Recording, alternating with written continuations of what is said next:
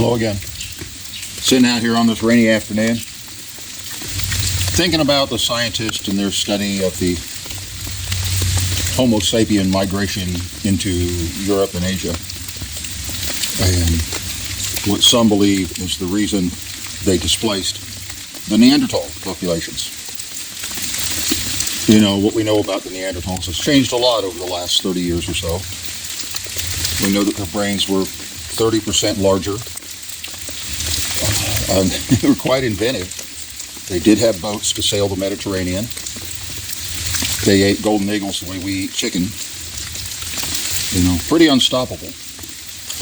So how did a dumber, with 30% smaller brains, weaker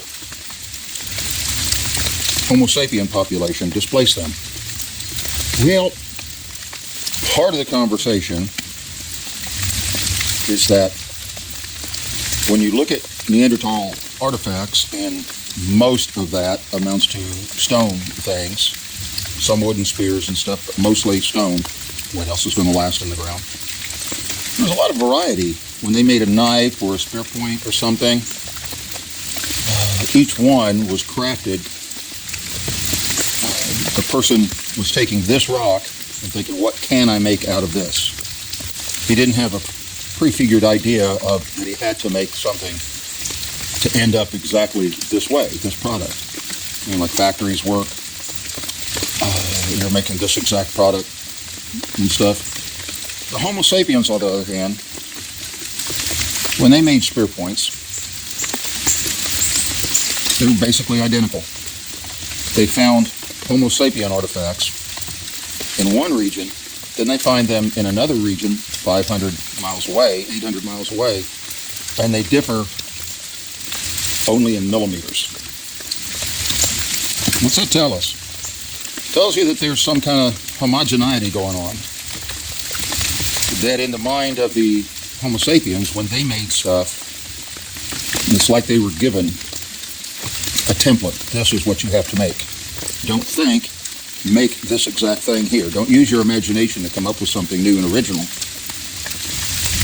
Be a little worker bee. Create this exact thing, which works real good for producing things in mass, and you can use your lesser capable people, teach them the skill of napping, and they can create stuff told exactly how to make it. And you get, you know, larger volumes out of exactly the same thing, kind of like when custom coffee shops all closed down because Starbucks came along, you know. But it also works well if you have limitations on your imagination, or if you're someone who is possibly got Asperger's or something, and you've got to have things organized a certain way. Notice amongst Homo sapiens, all the chairs around your kitchen table look exactly alike, and we think that's normal. Is it really? Do they have to look exactly alike for function? No. But it's the way we make it. Cars. So many things that are just pre-formulated ideas that the people making them don't have allowance to come up with new things. They're required to stay inside the box. Did this in Homo sapiens cause them to displace the Neanderthals? Well, I don't know. I wasn't there. But this is part of the narrative going on in archaeology.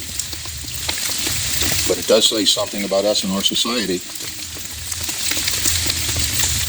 We cater to people who have a mental framework like Asperger's or being somewhere on the autism spectrum. And that's a limit, and it's not superior.